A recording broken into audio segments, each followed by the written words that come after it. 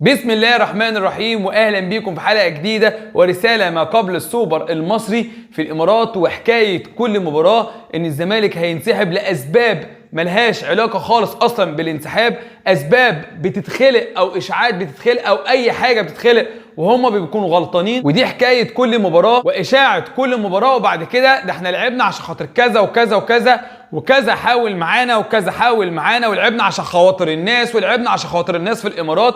وفي الاخر مبررات بتتخلق، حتى لو النادي الاهلي في ادائه واقع، حتى لو النادي الاهلي سيء الفتره الاخيره، ولكن اشاعات لازم تطلع، تصريحات لازم تطلع، واشاعات لازم تطلع اتعودنا عليها. ولكن هنتكلم وهنوجه رساله ما قبل السوبر المصري، وطبعا هنتكلم على موضوع انسحاب الزمالك، حاجه متعودين عليها، حاجه لما الاتحاد الاماراتي او لما الناس في الامارات حاولت تعمل عقوبه.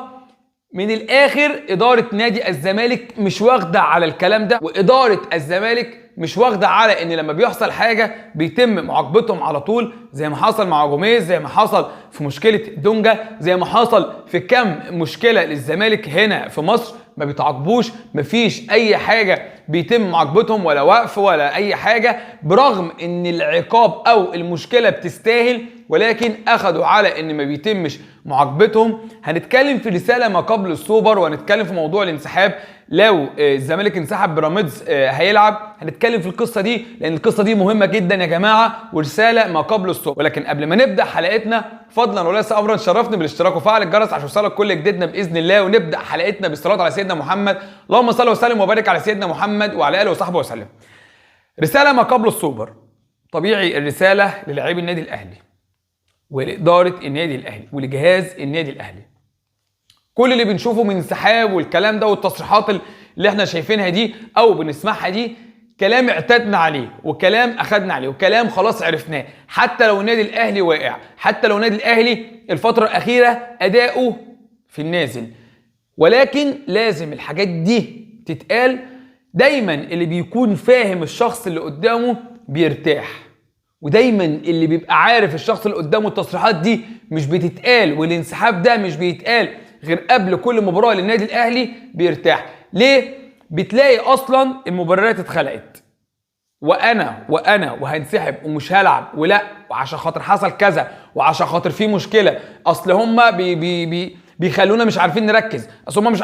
الكلام ده يا جماعه بيتقال دايما قبل كل مباراه قمه، لا اما بيكملوا في الانسحاب لا اما بيلعبوا عشان خاطر لما بيخسروا يقول لك ايه ده انا خسرت عشان خاطر 1 2 3.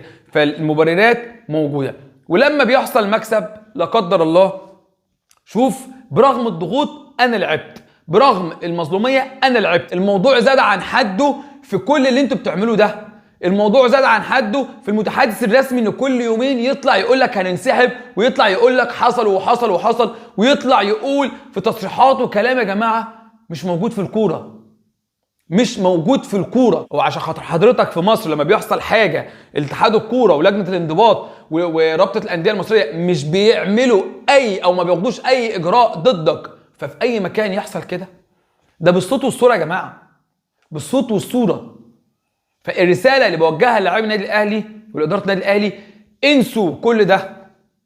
وهقول لك على حاجه، السوبر ده مهم جدا في المرحله دي، مهم جدا. لا يعليك قوي وانت عارف الباقي، لا يعليك قوي لا يخلي تحفيل السنين زي السوبر الافريقي لحد دلوقتي بيتحفل عليك. فده مهم جدا ان انا انسى اللي فات وانسى كل التصريحات وانسى كل الكلام اللي بيتقال، واركز في اللي جاي، اركز في المباراه دي. كل لاعب يحط في دماغه ان دي اخر مباراه ليه، مش اخر مباراه ليه ويمشي، لا، النادي الاهلي خلاص حصل نصيبه كسبنا، اقفل، فكر في اللي جاي. ما حصلش نصيب وده بتاع ربنا طبعا، عادي مش مشكله، ده بتاع ربنا، الكره مكسب وخساره، اقفل، فكر برضو في اللي جاي. ولكن بيكون في حاجات تانية مختلفه لو حصل لا قدر الله خساره. فعايز لاعبي النادي الاهلي ينسوا، يفكروا في السوبر، كل واحد يركز مين هيلعب، سواء الزمالك او بيراميدز، الزمالك انسحب او بيراميدز هيلعب، ايا كان، بغض النظر عن ايه اللي هيحصل. كل اللي يهمنا ان احنا نركز الفتره اللي جايه ونركز في المباراه دي بالتحديد. كل واحد يطلع اللي عنده، كل واحد ينسى اي حاجه ويطلع اللي عنده، كل واحد ما يفكرش غير في المباراه دي بس. ازاي نلعب، ازاي نقف صح، ازاي نسمع كلام المدرب، ازاي نقفل صح، ازاي كل واحد يحاول يكون في اليوم ده في الفورمه. اليوم ده في الفورمه. وكده كده في حلقه ليله المباراه هتكلم فيها باستفاضه عن تشكيل النادي الاهلي وعن تشكيل نادي الزمالك، وهتكلم ازاي نلعب باذن الله، وان شاء الله ان شاء الله ربنا كريم ونفوز باذن الله. ولكن عايزين نركز، انسى التصريحات، انسى الكلام اللي بيتقال من رئيس نادي الزمالك، انسى الكلام اللي بيتقال من متحدث النادي الزمالك، انسى اي حاجه بتتقال ونركز في المباراه. موضوع بقى الانسحاب، موضوع الانسحاب، الزمالك يهدد بالانسحاب بمواجهه الاهلي في السوبر. فالزمالك ما تعودش من الاتحاد المصري هنا لكره القدم ان يتم معاقبته لو حصل اي حاجه.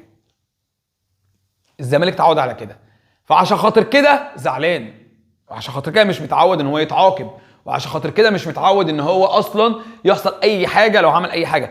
الدليل على كده ان جوميز والمساعد دفعوا الحكم الرابع ومفيش عقوبه حصلت.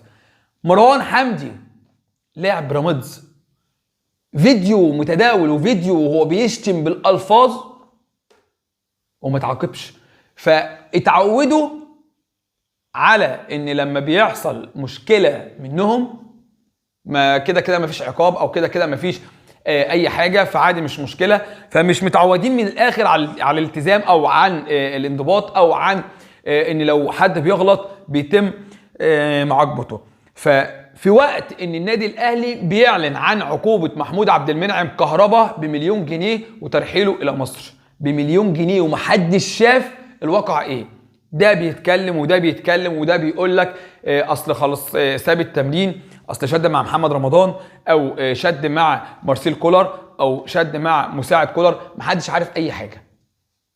احنا اتفاجئنا ان القرار طلع والقرار اتقال. ايه هو السبب؟ محدش عارف حاجه. ايه الموضوع؟ محدش عارف حاجه. ايه الحكايه؟ محدش عارف حاجه. في ظل ان مفيش حد يعرف اي حاجه، ولو الموضوع اتقفل عليه محدش كان عارف حاجه. ولكن لا، مبادئ النادي الاهلي بتطبق، مبادئ النادي الاهلي بتطبق عكس اي حد عايش على شعارات وعايش على كلام بيتقال وحاجات. عارف انت اللي هو ايه، انا بكمل حاجه بحاجه، فهكمل اي حاجه بالشعارات، هكمل اي حاجه بالشعارات والتصريحات اللي بتتقال، واخلق مبررات قبل حدوث اي حاجه عشان خاطر لما بيحصل حاجه اقول للجماهير انا ماليش دعوه. لان الكلام واضح وشفناه كتير وسمعناه كتير وشفنا منه كتير. وقبل كل مباراه اشمعنى الكلام ده ما بيحصلش غير قبل مباراه الاهلي؟ هل عشان تشتتوا لاعبي الاهلي؟ هل عشان خاطر تشغلوا لاعبي الاهلي واداره النادي الاهلي؟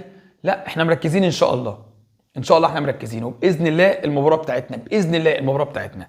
فالنادي الاهلي طبق مبادئه على كهربا عكس اي حد بيحاول يكمل حاجه بحاجه والمواقف بتكشفها. اتمنى التوفيق للاعبي النادي الاهلي، واتمنى التوفيق ان شاء الله لاداره النادي الاهلي وطبعا جهاز النادي الاهلي في مباراه السوبر اللي جايه، وفي مباراه العين اللي جايه. نزلت حلقه مهمه امبارح بالليل او الساعه 2 بالليل تخص العين الاماراتي كله، طريقه اللعب، الخطوره، ما يميزهم، ما يعيب العين الاماراتي. وان شاء الله الاهلي باذن الله قدها ان شاء الله، لكن نفكر في السوبر الاول، وان شاء الله ربنا كريم ويكرمنا باذن الله. اتمنى ما اكونش طولت عليكم، اتمنى تكون الحلقه عجبتك. ولو لسه ما اشتركتش في القناه فضلا وليس امرا شرفني بالاشتراك وفعل الجرس عشان يوصلك كل جديدنا باذن الله. السلام عليكم.